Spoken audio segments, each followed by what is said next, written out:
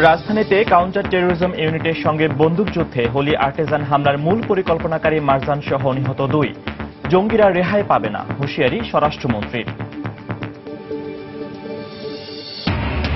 যশোরে টাকা না পেয়ে থানায় এনে অমানবিক নির্যাতনের ছবি সামাজিক যোগাযোগ মাধ্যমে ভাইরাল।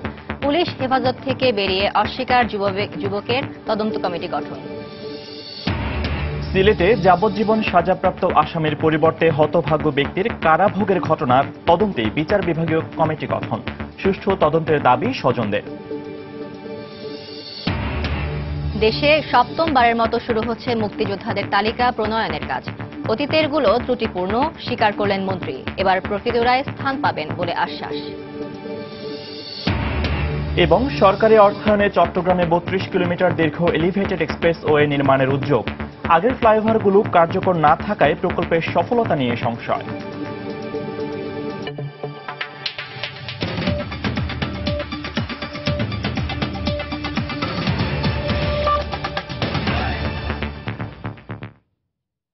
বাংলার সময়ে সঙ্গে আছি আমি ফয়সাল মোর্শেদ এবং আমি ফারজানা মোমো। গুলশান হামলার অন্যতম হোতা 90 জেএমবির শীর্ষ নেতা মারজান ও তার সহযোগী সাদ্দাম রাজধানীর মোহাম্মদপুর বেড়িবাঁধ এলাকায় পুলিশের কাউন্টার টেরোরিজম ইউনিটের সাথে বন্দুকযুদ্ধে নিহত হয়েছে। ভোরে পুলিশের সাথে বন্দুকযুদ্ধে তাদের মৃত্যু হয়। এদিকে সকালে রাজধানীর ধানমন্ডিতে নিজ বাসায় ব্রিফিংয়ে স্বরাষ্ট্রমন্ত্রী বলেন, একের পর এক জঙ্গি নির্মূল হওয়ায় কোণঠাসা হয়ে পড়েছে উগ্রবাদী সংগঠনগুলো। সব জঙ্গি আইনশৃঙ্খলা বাহিনীর নজরদারিতে আছে বলেও দাবি করেন তিনি। 2016 সালের জুলাই মাসে গুলশানের হোলি আর্টিজান বেকারিতে জঙ্গি হামলা চালিয়ে 17 বিদেশি সহ 22 জনকে হত্যার ঘটনার পর আলোচনায় আসে মারজানের নাম। এরপর পুলিশ সংবাদ সম্মেলনে মারজানকে ওই ঘটনার মূল পরিকল্পনাকারী হিসেবে দাবি করে। এছাড়াও হোলি আর্টিজানে নিহতদের রক্তাক্ত ছবি মারজানি ওয়েবসাইটে প্রকাশ করেছিল বলেও জানায় আইন শৃঙ্খলা বাহিনী। গত বছর আগস্টে পুলিশ গুলশান হামলায় মারজানের ছবি প্রকাশ করলে বাবা নিজাম উদ্দিন তার সন্তান বলে শনাক্ত করেন। 10 সেপ্টেম্বর রাজধানীর আজিমপুরে আরেক জঙ্গি আস্তানা থেকে 3 জঙ্গির স্ত্রীকে গ্রেফতারের দাবি করে পুলিশ। এদের একজন মারজানের স্ত্রী আফরিন প্রীতিও ছিলেন বলে জানায় পুলিশ। শুক্রবার ভোররাতে মোহাম্মদপুরের বেড়িবাঁধে 2 যুবকের কথিত বন্দুকযুদ্ধে মারা যাওয়ার খবর পাওয়া যায়। সকালে পুলিশের কাউন্টার টেরোরিজম ইউনিট জানায়, নিহতদের মধ্যে 90 জেএমবির শীর্ষ নেতা মারজান ও আরেকজন তার সহযোগী সাদ্দাম। পুলিশ জানায়, বৃহস্পতিবার রাতে মারজান মোহাম্মদপুর এলাকায় অবস্থান করছে এমন সংবাদের ভিত্তিতে চেকপোস্ট বসানো হয়। পরে মোটরসাইকেল আরোহীর 2 যুবকের সঙ্গে তাদের বন্দুকযুদ্ধ হয়। আমার গাড়ি এসে ওই যে কোন আসলো গাছের নিচে এন্ড সব দেখা যেতেছে, কোন দেখলো ডরে নামি নাই। পাক আওয়াজ হইলো, হওয়ার পরে আমরা এদিকে আসিনি, আমরা দোকানের সামনে থেকে আবার আমরা বাসায় গেছি। খোঁজ নিয়ে জানা গেছে পাবনা জেলার হেমায়েতপুরের আফুরিয়া গ্রামের নিজাম উদ্দিনের সন্তান নুরুল ইসলাম মারজান। চট্টগ্রাম বিশ্ববিদ্যালয়ে আরবি বিভাগে ভর্তি হলেও দ্বিতীয় বর্ষ শেষ করেনি মারজান। 2015 সালে পুলিশের উদ্ধার করা এক নথি থেকে জানা যায়, মারজান ছাত্র শিবিরের 2য় স্তরের ক্যাডার সাথী ছিল। 90 জেএমবির সামরিক শাখার প্রশিক্ষকও ছিলেন মারজান। এছাড়াও গুলশান হামলার মূল পরিকল্পনাকারীদেরও একজন সে। এদিকে সকালে রাজধানীর ধানমন্ডিতে স্বরাষ্ট্রমন্ত্রী জানান, একের পর এক জঙ্গি নির্মূলে কোণঠাসা হয়ে পড়েছে উগ্রবাদীরা। যত উত্তরবঙ্গে কিলিংগুলি হয়েছে এর সঙ্গে সাদ্দাম জড়িত ছিল। মারজান হলো সমস্ত পরিকল্পনাকারীদের একজন এবং সে একটু উঁচু পর্যায়ের মানে এই সন্ত্রাসীদের নেতৃত্ব দিত। মুসাও বাদ যাবে না, কেউ বাদ যাবে না, আমাদের হাতে খুব শীঘ্রই ধরা পড়বে। এদিকে মারজান তার কৃতকর্মের ফল পেয়েছে বলে মন্তব্য করেছে তার পরিবার। যদি সে এই কাজের সাথে জড়িত হয়, যাদের মাধ্যম দিয়ে গেছে, হয়তো তাদেরকেও আমরা তার বিচার চাই। 90 জেএমবির অন্যতম নেতা ও তার সহযোগীর লাশ ময়নাতদন্তের জন্য ঢাকা মেডিকেলের মর্গে রাখা হয়েছে।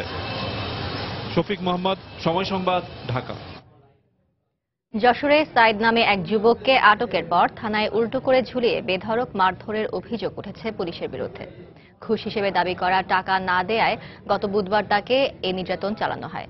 বিভিন্ন গণমাধ্যমে এমন তথ্য উঠে আসলেও পুলিশ হেফাজত থেকে বের হয়ে তা অস্বীকার করছে ভুক্তভোগী ও স্বজনরা। তবে নির্যাতনের বিষয়টি নিশ্চিত করেছেন স্থানীয় জনপ্রতিনিধি ও এলাকাবাসী। এদিকে ঘটনা তদন্তে অতিরিক্ত পুলিশ সুপারকে প্রধান করে 2 সদস্যের কমিটি গঠন করা হয়েছে। জুয়েল মৃধার তথ্য ও আবুল কালাম আজাদের ছবি নিয়ে ডেস্ক রিপোর্ট। স্বজনরা জানান, বুধবার যশোর সদর উপজেলার তালবাড়িয়া থেকে আবু সাইদকে আটক করে কোতোয়ালি থানার এসআই নাজমুল হোসেন ও এএসআই হাবিবুর রহমান। জিজ্ঞাসাবাদ শেষে তাকে রাতেই ছেড়ে দেওয়া হয়। কিন্তু বৃহস্পতিবার থেকে ফেসবুক সহ সামাজিক যোগাযোগ মাধ্যমে ভাইরাল হওয়া একটি ছবিতে উঠে আসে নির্যাতনের চিত্র। পরে সাইদের স্বজনদের বরাত দিয়ে গণমাধ্যমে প্রকাশিত প্রতিবেদনে বলা হয়, আটকের পর সাইদের কাছে 2 লাখ টাকা ঘুষ দাবি করে পুলিশের 2 কর্মকর্তা। এতে রাজি না হওয়ায় হাতকড়া পরিয়ে মধ্যযুগীয় কায়দায় 2 টেবিলের মাঝে ঝুলিয়ে তাকে নির্মমভাবে পেটানো হয়। এরপর 50,000 টাকার বিনিময়ে তাকে ছাড়িয়ে নেয় স্বজনরা। তবে শুক্রবার পুলিশ প্রহরায় গণমাধ্যমের সামনে এসে তা অস্বীকার করে সাইদ। নির্যাতন করেনি, মারধরও করেনি, কোনো কিছু করেনি, কোনো নিশা করে না, কোনো টাকাও আমরা দিইনি। মাদক ব্যবসা করে এই মনে করে ধরে নিয়ে গেছে, নিয়ে যা আবার ছাড়িয়ে দিচ্ছে। লকাপে দেওয়ার পর আমার কাছে কোনো জিজ্ঞাসাবাদ করি নাই কেউ। এই ছবি আমার না, মিথ্যে ছবি। সাইদকে আটক ও থানায় নির্যাতনের কথা নিশ্চিত করেছেন স্থানীয় এক ইউপি সদস্য। এলাকাবাসী বলছেন, ছবি প্রকাশের পর এখন তা অস্বীকার করছে ভুক্তভোগী ও তার স্বজনরা। স্থানীয় যারা ছিল এরা সবাই দেখেছে, সাইডে ধরে নিয়ে গেছে। ঠিক আছে, তার হাতে 12 পিস ইয়াবা দিয়ে তার অ্যারেস্ট করে নিয়ে যায়, নির্যাতনটা তার করে। পুলিশ আসলে তার কাছ থেকে 2 লক্ষ টাকা দাবি করে, তারপর 50,000 টাকা দিয়ে তাকে ছাড়াই নিয়ে এসছে এবং আবার পুনরায় তাকে ধরতে পারে। এদিকে থানায় নির্যাতনের বিষয়টি তদন্তে কমিটি গঠন করা হয়েছে বলে জানিয়েছেন কোতোয়ালি থানার ভারপ্রাপ্ত কর্মকর্তা।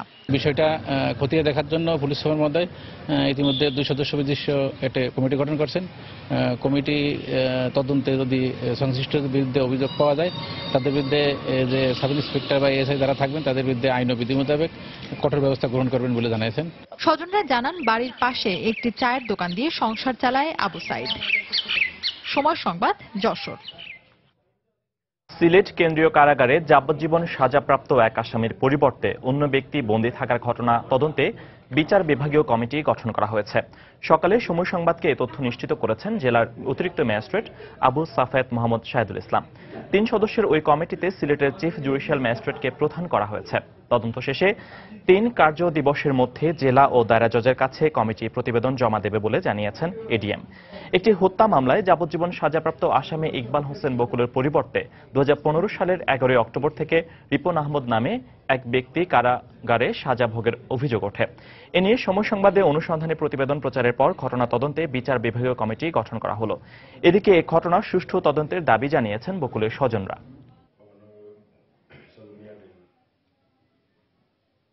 আমার নির্দোষ ছেলেরে নিয়ে তো হারাইয়া তুইছে, কোনো দোষে করছে না।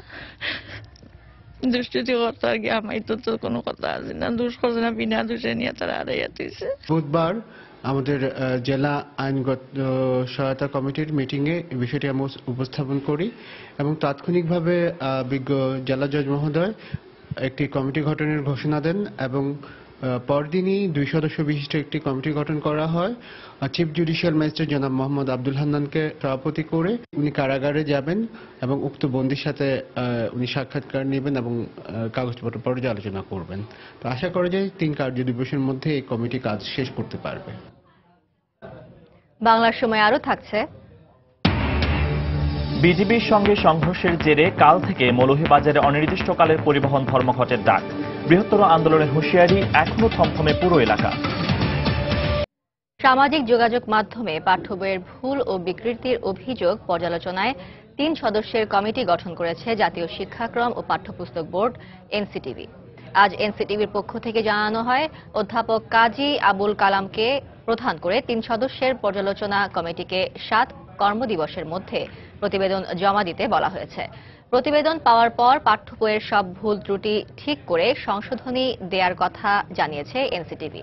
চলতি বছর প্রাথমিক শ্রেণীর পাঠ্যপুস্তকে ভুল কবিতা, বাক্য গঠন ও শব্দচয়নে বিকৃতির অভিযোগ করেছে অনেকেই। স্বাধীনতার ৪৫ বছরে 6 বার পরিবর্তন হয়েছে মুক্তিযোদ্ধার তালিকা। নতুন তালিকায় প্রতিবারে বেড়েছে সংখ্যা, 10 বার পাল্টেছে মুক্তিযোদ্ধার সংজ্ঞাও। মুক্তিযুদ্ধ গবেষকরা বলছেন, রাজনৈতিক উদ্দেশ্যে বা রাষ্ট্রীয় সুবিধা পেতে মুক্তিযোদ্ধার তালিকায় ঢুকে পড়েছে অনেক ভুয়া মুক্তিযোদ্ধা। তাই স্বাধীনতার এত বছর পরেও বিষয়টি সুরাহা না হওয়াকে দুঃখজনক বলে মনে করছেন তারা। এই অবস্থায় আগামীকাল থেকে দেশব্যাপী শুরু হচ্ছে 7মবারের মতো নতুন তালিকা প্রণয়নের কাজ। প্রকৃত মুক্তিযোদ্ধারা এই তালিকায় স্থান পাবেন বলে জানিয়েছেন মুক্তিযুদ্ধ বিষয়ক মন্ত্রী। এহসান জুয়েলের রিপোর্ট। একটি পতাকা, একটি স্বাধীন ভূখণ্ডের আশায় 1971 সালে বাঙালির স্বাধীনতা সংগ্রাম। প্রথম মুক্তিযোদ্ধাদের তালিকা তৈরির কাজটি হয়েছিল 1984 সালে। সেই তালিকায় মুক্তিযোদ্ধার সংখ্যা ছিল 1,02,500। 1988 সালে তা নেমে আসে 70,000-এ। এরপর সরকারি পরিবর্তনের সঙ্গে সঙ্গে নতুন নতুন তালিকায় ক্রমাগত বেড়েছে মুক্তিযোদ্ধার সংখ্যা। এছাড়া বিভিন্ন সরকারের আমলে পরিবর্তন করা হয় মুক্তিযোদ্ধাদের সংজ্ঞাও। বিষয়টি গড়ায় আদালত পর্যন্ত। সবশেষ গত বছরের 6 নভেম্বর মুক্তিযুদ্ধ বিষয়ক মন্ত্রণালয় নতুন করে সংজ্ঞা নির্ধারণ করে প্রজ্ঞাপন জারি করে। পৃথিবীর কোনো দেশে যারা মাতৃভূমির জন্য যুদ্ধ করে তাদের তালিকা করা হয় নাই। বাংলাদেশ যেহেতু পৃথিবীর একমাত্র সব সম্ভবের দেশ, সেই জন্য সেখানে মুক্তিযোদ্ধাদের তালিকা করা হয়েছে এবং যারা স্বাধীনতা বিরোধী তাদের তালিকা করা হয়নি। যখনই তাদের সুযোগ সুবিধা তাদের নাতি নাতনি পর্যন্ত দেওয়া হচ্ছে, যেটা একটা অ্যাবসার্ড ব্যাপার। এই কারণে কিন্তু এই সমস্যাগুলির সৃষ্টি হচ্ছে। আমলারা সিদ্ধান্ত নিচ্ছেন কে মুক্তিযোদ্ধা কে মুক্তিযোদ্ধা নয়, এবং এর চূড়ান্ত অপব্যবহার আমরা দেখেছি এই গত তালিকা তৈরি করবার সময়, যে আমলারা যে মুক্তিযুদ্ধ মন্ত্রণালয়ের সচিব বা অন্যান্য কর্মকর্তারা নিজেদেরকে মুক্তিযোদ্ধা বানিয়ে ফেলেছেন। সবশেষ তালিকা প্রণয়নের উদ্দেশ্যে 2014 সালের 31 অক্টোবরের মধ্যে অনলাইনে আবেদন করতে বলা হয়। এরপর বেশ কয়েকজন সরকারি কর্মকর্তার ভুয়া মুক্তিযোদ্ধা সনদের বিষয়ে তদন্ত শুরু করে দুদক। এই অবস্থায় 7 জানুয়ারি থেকে আবেদন যাচাই বাছাইয়ের সিদ্ধান্ত নেওয়া হয়েছে। সংজ্ঞা না থাকার কারণে এক একজন এক এক বিবেচনায় তালিকা করেছেন, সেই জন্য এটা ত্রুটিপূর্ণ হয়েছে। অনলাইনে যারা আবেদন করেছেন, যত গেজেট আছে, আমরা যত সাময়িক সনদপত্র দিয়েছি, সবকিছুই লাল মুক্তিবার্তা এবং ভারতের তালিকার বাইরে যারা আছে সবাই যাচাই বাছাইয়ের অন্তর্ভুক্ত হবেন। মুক্তিযোদ্ধার তালিকার মধ্যে যাদের বিরুদ্ধে অভিযোগ আছে কেবল তাদেরটাই যাচাই বাছাই করা হবে। এছাড়া 2015 সালে বীরাঙ্গনাদের মুক্তিযোদ্ধার স্বীকৃতি দিয়ে গেজেট প্রকাশ করা হয়। সবশেষ গত 3 জানুয়ারি 2367 জন গেরিলাকে মুক্তিযোদ্ধা হিসাবে স্বীকৃতি দিতে হাইকোর্টের রায় বহাল রেখেছেন আপিল বিভাগ। দেশকে স্বাধীন করার জন্য যারা জীবন বাজি ধরেছিলেন, বিজয়ের 4 দশক পরে এসেও তাদের তালিকা নিয়ে এতবার কাটাছেঁড়া করা নিঃসন্দেহে মহান মুক্তিযুদ্ধের অর্জনের সঙ্গে সংগতিপূর্ণ নয়। তবে সরকার বলছে সব দিক বিবেচনা করে এবার এমনভাবে তালিকাটি প্রণয়ন করা হবে যেন এতে আর অষ্টমবারের মতো হাত দেওয়ার প্রয়োজন না পড়ে। নতুন এই তালিকায় প্রকৃত মুক্তিযোদ্ধাদের অন্তর্ভুক্তি করার পাশাপাশি একই সঙ্গে গুরুত্ব দেওয়া হবে আগের তালিকা থেকে ভুয়া মুক্তিযোদ্ধাদের বাদ দেওয়ার বিষয়টিও। ইহসান জুয়েল, সময় সংবাদ, ঢাকা। মৌলভীবাজারে অনির্দিষ্টকালের জন্য পরিবহন ধর্মঘটের ডাক দিয়েছে পরিবহন মালিক শ্রমিক ইউনিয়ন। আগামীকাল ভোর থেকে এ ধর্মঘট চলবে বলে জানিয়েছেন পরিবহন নেতারা। তবে আজ শ্রীমঙ্গল উপজেলায় অনির্দিষ্টকালের জন্য পরিবহন ধর্মঘট চলছে। বিজিবি ও পরিবহন শ্রমিকদের মধ্যে সংঘর্ষের ঘটনায় এ ধর্মঘটের ডাক দেয় পরিবহন মালিক শ্রমিক ইউনিয়ন। ধর্মঘটের কারণে ভোর থেকে বন্ধ রয়েছে শ্রীমঙ্গলের অভ্যন্তরীণ ও দূরপাল্লার সব যানবাহন। এতে চরম দুর্ভোগে পড়েছেন দূর দূরান্তের যাত্রীরা, আটকা পড়েছেন পর্যটকরা। শহরে মোতায়েন রয়েছে অতিরিক্ত পুলিশ।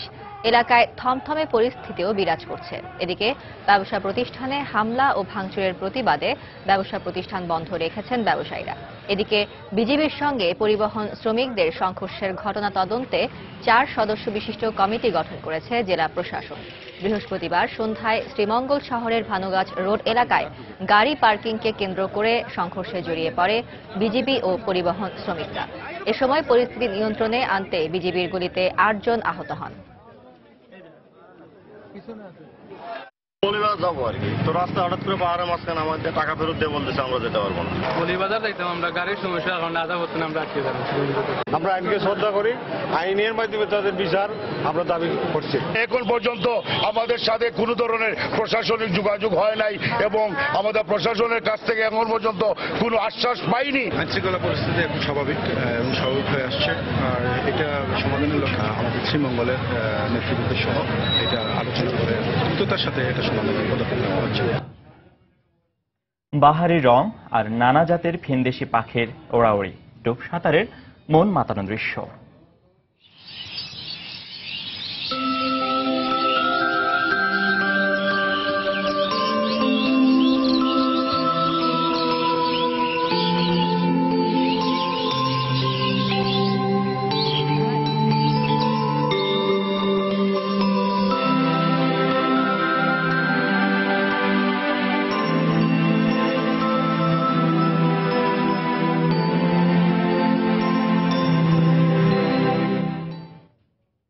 জাহাঙ্গীরনগর বিশ্ববিদ্যালয়ে বসা পাখি মেলার খবর থাকছে সংবাদের শেষাংশে।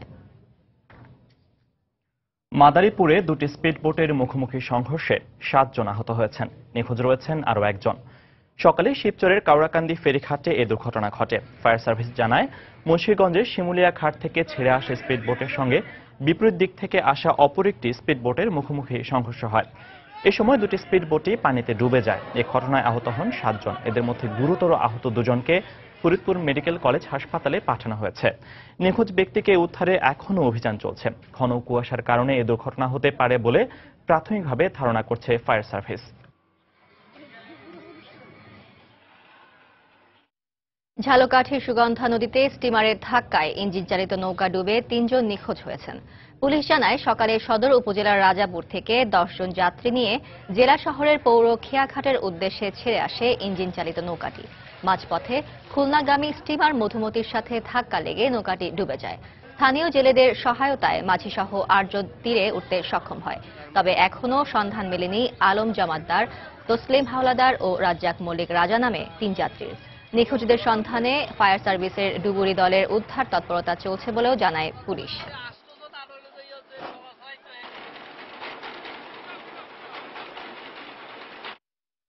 তলাবলকার নদীর ভিতরে প্রায় 8 ঘন্টার মতন ঘুরছে। তারপর ঘুরতে ঘুরতে এবারে হঠাৎ যে বাংলা লিঙ্ক রকেট আইসে সামনে পড়ছে। এবারে শুধু একটা হরেন দেশ আর ঠাস করে একটা বাড়িছে। একেবারে টলার মাঝখানে রকেট উঠে গেছে। আমার ভাই সকালবেলা রওনা কাজের জন্য রওনা হয়েছে, টলারে অ্যাক্সিডেন্ট করিয়া সেটা পাওয়া যায় না। 3 জনের সন্ধান এখন পর্যন্ত পাওয়া যায় না আমাদের তথ্য মতে। তবে এদেরকে খোঁজাখুঁজি অব্যাহত আছে। ট্রলার আছে, আমাদের ট্রলার দিয়ে খোঁজ করা হচ্ছে এবং ওই ফায়ার সার্ভিসের লোক আছে, এরা ডুবুরি দল আছে। বাংলার সময়ে আরো থাকছে। ব্রাহ্মণবাড়িয়ার নাসিরনগরে হামলার ঘটনায় গ্রেফতার হরিপুর ইউপি চেয়ারম্যান আখির রিমান্ড শুনানি রোববার পাঠানো হলো কারাগারে। সরকারের নিজস্ব অর্থায়নে নির্মিত হচ্ছে দেশের দ্বিতীয় এবং চট্টগ্রামের প্রথম এলিভেটেড এক্সপ্রেসওয়ে। একদিকে নগরীর লালখান বাজার থেকে শাহ আমানত বিমানবন্দর, অন্যদিকে বারিক বিল্ডিং হয়ে কর্ণফুলী শাহ আমানত সেতু পর্যন্ত 32 কিলোমিটার দীর্ঘ এই প্রকল্পের ব্যয় ধরা হয়েছে 5,200 কোটি টাকা। তবে আগের ফ্লাইওভারগুলোর কার্যকর না থাকায় বিশাল প্রকল্পের সফলতা নিয়ে সন্দিহান নগর পরিকল্পনাবিদরা। বিস্তারিত জানাচ্ছেন কমল দে। সিস্টেম অনুযায়ী 18 কিলোমিটার পর্যন্ত নিরবিচ্ছিন্ন উড়াল সড়ককে এলিভেটেড এক্সপ্রেসওয়ে হিসেবে চিহ্নিত করা হয়। নগরীর অসহনীয় যানজট নিরসনে গত 3 বছর ধরে এ ধরনের একটি সড়কের স্বপ্ন দেখিয়ে চলেছে চট্টগ্রাম উন্নয়ন কর্তৃপক্ষ। প্রথম পর্যায়ে এই সড়কের ব্যয় 3,200 কোটি টাকা নির্ধারণ করে বন্দর থেকে টাকা ধার নেওয়ার কথা ছিল, কিন্তু বন্দর কর্তৃপক্ষের কাছে পর্যাপ্ত টাকা না থাকায় প্রকল্পটি মাঝপথে আটকে যায়। বিশেষ এই উড়াল সড়ক নির্মাণ নিয়ে যে জট সৃষ্টি হয়েছিল, বর্তমানে তা কাটতে শুরু করেছে। সরকারের অর্থায়নে এই এলিভেটেড এক্সপ্রেস হবে মোটর 25 কিলোমিটার। আপাতত আমরা 18 কিলোমিটারের প্রকল্প সাবমিট করেছি 32 কোটি টাকা ব্যয়ে, আর 25 কিলোমিটার যখন হবে এটা 5,200 কোটি টাকা হবে। এমনিতে 500 কোটি টাকা খরচ করে নির্মিত বহদ্দারহাট, কদমতলী এবং দেওয়ানহাট ফ্লাইওভার দিয়ে যানবাহন চলছে না। এই অবস্থায় নতুন এই এলিভেটেড এক্সপ্রেসওয়ে কতটা কার্যকর হবে তা নিয়ে প্রশ্ন তুলছেন নগরবিদরা। কেন হয়নি, কি জন্য হয়নি, এই জিনিসগুলো ইভ্যালুয়েট করে তারপর যদি এলিভেটেড এক্সপ্রেসওয়ের কাজটা হাতে নেয় তাহলে সেটা ভালো হবে, আর নাইলে সেটাও এরকম হবে। সিডিএ কর্মকর্তারা জানিয়েছেন 3টি ভাগে ভাগ করে এই প্রকল্পটি বাস্তবায়ন করা হবে। প্রথম পর্যায়ে শাহ আমানত সেতু থেকে বারিক বিল্ডিং মোড়, দ্বিতীয় পর্যায়ে বারিক বিল্ডিং মোড় থেকে লালখান বাজার পর্যন্ত 25 কিলোমিটার উড়াল সড়ক করা হবে। কিন্তু প্রকল্প বাস্তবায়নে সিডিএর সাথে একমত নন নগর পরিকল্পনাবিদরা। যেহেতু এটা এখনো ডিজাইন স্টেজে, সেজন্য আমার মতে গভর্নমেন্টের উচিত এটার বিকল্প লেস কস্টলি অপশনগুলো নিয়ে একটু ভাবা। এটা কেন আমি বলছি, কারণ হচ্ছে চট্টগ্রাম শহর এখনো ঢাকা হয়ে যায়নি, আমাদের এখনো বিস্তর পতিত জায়গা আছে। তবে এলিভেটেড এক্সপ্রেসওয়েকে কার্যকর করতে আগ্রাবাদ, বারিক বিল্ডিং মোড়, নিমতলী বিশ্ব রোড, কাস্টমস মোড়, সল্টগলা ক্রসিং, ইপিজেড মোড় এবং সিমেন্ট ক্রসিং মোড়ের মতো গুরুত্বপূর্ণ স্থানে গাড়ি ওঠানামা করানোর জন্য লুপ রাখা হবে বলে জানিয়েছেন প্রকল্প সংশ্লিষ্টরা। কমল দে, সময় সংবাদ, চট্টগ্রাম। ব্রাহ্মণবাড়িয়ার নাসিরনগরে মন্দির ও হিন্দু সম্প্রদায়ের বাড়িঘরে হামলার মামলায় গ্রেফতার হরিপুর ইউনিয়ন পরিষদের চেয়ারম্যান দেওয়ান আতিকুর রহমান ওরফে আখির রিমান্ড আবেদন আদালতে জমা দিয়েছে পুলিশ। তবে শুক্রবার সরকারি ছুটি থাকায় তাকে আবারও কারাগারে পাঠানো হয়েছে। এ সময় রিমান্ড আবেদন জমা নিয়ে আগামী রোববার শুনানি হবে বলে জানান কোর্ট ইন্সপেক্টর মাহবুবুর রহমান। গত বৃহস্পতিবার রাজধানীর ভাটারা এলাকা থেকে আঁখিকে গ্রেফতার করে পুলিশ। পরে ব্রাহ্মণবাড়িয়ার গোয়েন্দা পুলিশের কাছে তাকে হস্তান্তর করা হয়। গত 30 অক্টোবর নাসিরনগর গৌর মন্দিরে হামলার ঘটনায় মন্দিরের সাধারণ সম্পাদক নির্মল চৌধুরী বাদী হয়ে নাসিরনগর থানায় একটি মামলা করেন।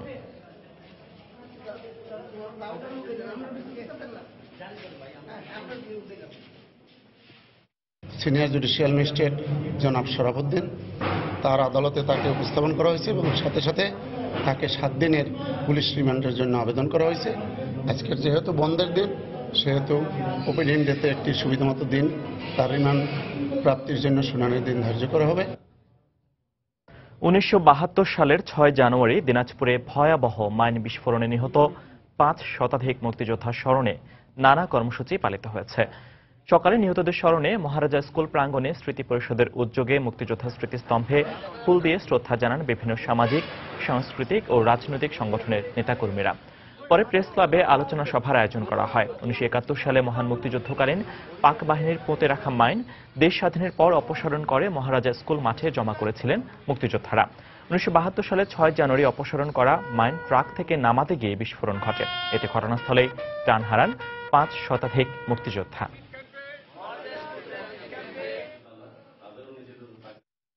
ময়মনসিংহে ফরহাদ নামে এক যুবককে কুপিয়ে হত্যা করেছে দুর্বৃত্তরা। গতরাতে শহরের আকুয়া গরুর খোয়ার মোড় এলাকায় এ হত্যাকাণ্ড হয়। পুলিশ জানায় ফরহাদ নামের ওই যুবককে কুপিয়ে গুরুতর অবস্থায় ফেলে রেখে যায় দুর্বৃত্তরা। পরে স্থানীয়রা তাকে উদ্ধার করে ময়মনসিংহ মেডিকেল কলেজ হাসপাতালে নিয়ে যায়। এ সময় কর্তব্যরত চিকিৎসক তাকে মৃত ঘোষণা করেন। পূর্বশত্রুতার জের ধরে এ হত্যাকাণ্ড হয়ে থাকতে পারে বলে প্রাথমিকভাবে ধারণা করছে পুলিশ।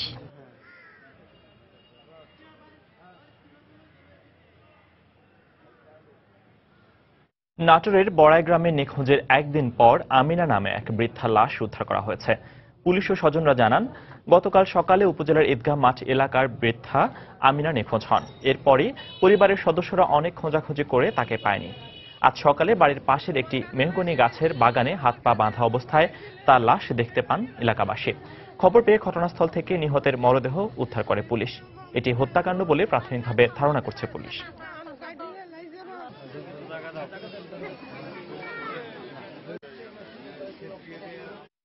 প্রাথমিকভাবে প্রতিমান হচ্ছে যেটা মার্ডারই হবে। তো এই মার্ডারের পিছনে কারণটা কি, হত্যার পিছনে কারণটা কি, এটা হচ্ছে তদন্তের বিষয়। মেয়েটা তার ছেলের সঙ্গে থাকতো, এই বৃদ্ধা মহিলা যে মারা গেছে, এবং আমি যতটুকু খোঁজ নিয়েছি পর্যন্ত এখন পর্যন্ত যে মেয়ে এই বৃদ্ধা মহিলা যে ডিসিজড মারা গেছে তার সঙ্গে যে কারো শত্রুতা ছিল। নেত্রকোনায় একটি বাজারে ভয়াবহ আগুনে পুড়ে গেছে 16টি দোকান। গতরাতে মোহনগঞ্জ উপজেলার খুরশিমুল বাজারে আগুন লাগে। ফায়ার সার্ভিস জানায়, ওই বাজারের একটি দোকান থেকে আগুনের সূত্রপাত হয়। মুহূর্তেই তা আশপাশের দোকানে ছড়িয়ে পড়ে। খবর পেয়ে মোহনগঞ্জ ফায়ার সার্ভিসের একটি ইউনিট প্রায় 1 ঘন্টা চেষ্টা চালিয়ে আগুন নিয়ন্ত্রণে আনে। বৈদ্যুতিক শর্ট সার্কিট থেকে আগুনের সূত্রপাত হয়ে থাকতে পারে বলে প্রাথমিকভাবে ধারণা করছে ফায়ার সার্ভিস।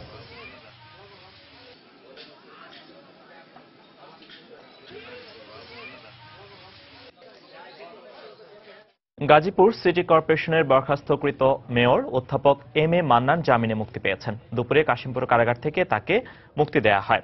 এ সময় তাকে ফুল দিয়ে অভিনন্দন জানান বিএনপি নেতাকর্মীরা। 2015 সালের 11 ফেব্রুয়ারি ঢাকায় নিজ বাসা থেকে গ্রেফতার করা হয় গাজীপুরের বরখাস্ত করা সিটি মেয়র অধ্যাপক এম.এ. মান্নানকে। পরে একই বছরের 2রা মার্চ তাকে মুক্তি দেওয়া হয়। এরপর গত 15 এপ্রিল আবারও তাকে গ্রেফতার করে আইনশৃঙ্খলা রক্ষা বাহিনী। গাড়িতে অগ্নিসংযোগ, ভাঙচুর ও চাঁদাবাজি সহ 28টি মামলায় জামিন পাওয়ার পর কারাগার থেকে তাকে মুক্তি দেওয়া হয়। পাখি মেলার খবর। শরৎঋতুর এই দেশে বরাবরই শীত আসে ভিন্ন সৌন্দর্য নিয়ে। আর সেই সৌন্দর্যে বাড়তি মাত্রা যোগ করে শীতপ্রধান দেশ থেকে উড়ে আসা নানা বর্ণের নানা জাতের অতিথি পাখি। মৌসুম জুড়ে দেশের বিভিন্ন জলাশয় এবং অনুকূল এলাকাগুলো উৎসবমুখর হয়ে ওঠে ভিনদেশি পাখির কলকাকলিতে। তেমনি এবছরও আসতে শুরু করেছে নানা জাতের পাখি। জাহাঙ্গীরনগর বিশ্ববিদ্যালয়ে বসেছে পাখি মেলার 16তম আসর। দিনভর অতিথি পাখির ওড়াউড়ি আর ডুব সাঁতারের মন মাতানো দৃশ্য, সেই সাথে জলাশয়ে পাখিদের খুনসুটি আর কলকাকলি মুগ্ধ করে প্রকৃতি প্রেমীদের। প্রতি বছর শীত আসলেই জাহাঙ্গীরনগর বিশ্ববিদ্যালয়ের লাল শাপলার এই জলাশয়ে ভিড় করে অতিথি পাখিরা। জীববৈচিত্র্যে পরিপূর্ণ জাহাঙ্গীরনগর বিশ্ববিদ্যালয় ক্যাম্পাসে তাই প্রতি বছর আয়োজন করা হয় পাখি মেলার, যা দেখতে ভিড় করেন পাখি প্রেমীরা। এখানে পাখি মেলা দেখতে আসছি, আমরা প্রতিবার এখানে পাখি মেলা দেখতে আসি। পাখিকে কেন্দ্র করে যে একটা পাখি মেলা জাতীয় রূপ নিতে পারে, সেটা হলো জাহাঙ্গীরনগর বিশ্ববিদ্যালয় একটা বড় এক্সাম্পল। সেখানে প্রায় 200 প্রজাতির পাখি এই ক্যাম্পাসে আছে। এটা অন্যতম একটা কারণ, কিন্তু পাখি চিনতে পারে, পাখি নিয়ে উৎসাহী লোকের সংখ্যা বাড়তে আছে, যার পিছনে এই পাখি মেলার কিন্তু একটা ভালো অবদান আছে। পাখি সংরক্ষণে সচেতনতা বাড়াতে 2001 সাল থেকে এই মেলার আয়োজন করা হয়। আমরা চাই যে পাখি নিয়ে মানুষ একটি দিন এখানে উপভোগ করুক, পাখি চর্চা হোক, পাখি সংরক্ষণের কথা বলা হোক। এছাড়া পাখি মেলা উপলক্ষে আয়োজন করা হয়েছে শিশু কিশোরদের জন্য পাখির ছবি আঁকা ও কুইজ প্রতিযোগিতা, টেলিস্কোপে শিশু কিশোরদের পাখি পর্যবেক্ষণ, আন্তঃবিশ্ববিদ্যালয় পাখি চেনা প্রতিযোগিতা সহ পাখির আলোকচিত্র প্রদর্শনী। মৌসুম ইসলাম, সময় সংবাদ, ঢাকা। রাজশাহীর বর্ণালী এলাকায় 2 দিন ব্যাপী পিঠা উৎসব শুরু হয়েছে। এই মুহূর্তে সেখানে রয়েছেন আমাদের সহকর্মী সাইফুর রহমান রকি। পিঠা উৎসবের খবর জানতে সরাসরি চলে যাচ্ছি তার কাছে। রকি, ফয়সাল, রাজশাহীতে 2 দিন ব্যাপী পিঠা উৎসব শুরু হয়েছে। এই পিঠা উৎসবটি আয়োজন করা হয়েছে মূলত বর্ণালীর মাঠ, এই মাঠের মধ্যে। সকাল থেকেই এই পিঠা উৎসবটি উদ্বোধন করার পরপরই শুরু হলে কিন্তু বিকেল নাগাদ এই পিঠা উৎসবটি কিন্তু জমজমাট হয়ে আসছে এবং এখন সন্ধ্যার দিকে কিন্তু আরো বেশি জমজমাট হয়ে আসছে এবং মুখরিত হয়ে আসছে মেলা প্রাঙ্গণ। তো এখানে আপনারা দেখানোর চেষ্টা করছি যে বিভিন্ন ধরনের পিঠাপুলির আয়োজন করা হয়েছে। এখানে কুশলি পিঠা সহ বিভিন্ন ধরনের পিঠা রয়েছে। আমরা যিনি পিঠা বেচছেন তার সাথে কথা বলবো যে আসলে এই বিভিন্ন ধরনের পিঠাপুলির মধ্যে এই ধরনের পিঠাপুলি কেন আনা হয়েছে এবং শহরের যারা বসবাস করে তারা মূলত এই গ্রামের যে পিঠাপুলি বিভিন্ন এই পিঠাপুলি থেকে কিন্তু তারা অনেক দূরে সরে গেছে। তো এই জন্যই মূলত আয়োজকরা এই উৎসবটির আয়োজন করেছেন। তো এখানে কি কি পিঠা বেচতেছেন আপনি, আর কি ধরনের আহ্বান পাচ্ছেন বা দর্শনার্থীদের সাড়া পাচ্ছেন? সুযোগ সুবিধা আছে, কোনো অসুবিধা হয় না, লোকজনও বেশি আসতে আছে, বিক্রি করতে আসি। আমাদের এখানে খেজুর পিঠা আছে, পুলি পিঠা আছে, মুখ পাকন আছে, তারপর পাটিসাপটা আছে, নকশি আছে, ঝিনুক আছে, ঝালজামাই আছে, মিষ্টি ভাপা আছে, তারপর আমাদের আবার এই যে ঝালজামাই আছে।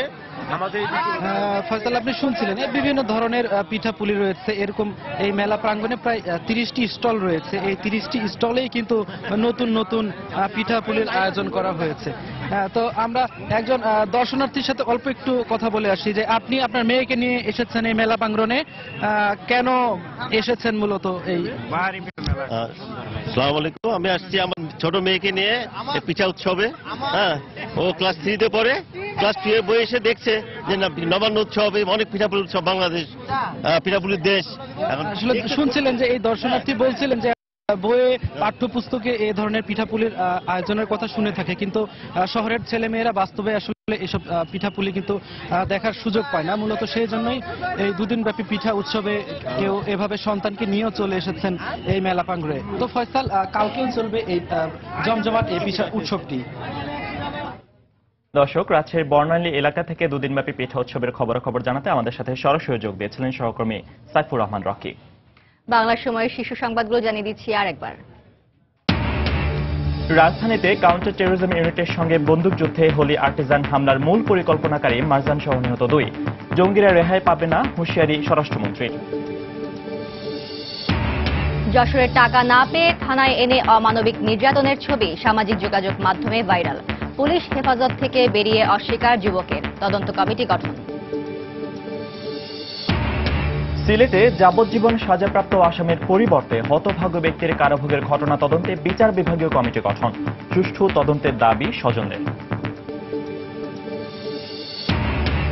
দেশে 7মবারের মতো শুরু হচ্ছে মুক্তিযোদ্ধাদের তালিকা প্রণয়নের কাজ। অতীতের গুলো ত্রুটিপূর্ণ স্বীকার করলেন মন্ত্রী, এবার প্রকৃতরাই স্থান পাবেন বলে আশ্বাস। এবং সরকারের অর্থায়নে চট্টগ্রামে 32 কিলোমিটার দীর্ঘ এলিভেটেড এক্সপ্রেসওয়ে নির্মাণের উদ্যোগ। আগের ফ্লাইওভারগুলো কার্যকর না থাকায় প্রকল্পের সফলতা নিয়ে সংশয়। এই ছিল বাংলার সময়। যে কোনো খবর পেতে ভিজিট করুন সময়নিউজ.tv। এছাড়া এই মাত্র পাওয়া আপনার মোবাইলে পেতে SMS করুন *BN লিখে পাঠিয়ে নিন 16242 নম্বরে। সঙ্গে থাকুন সময়ের।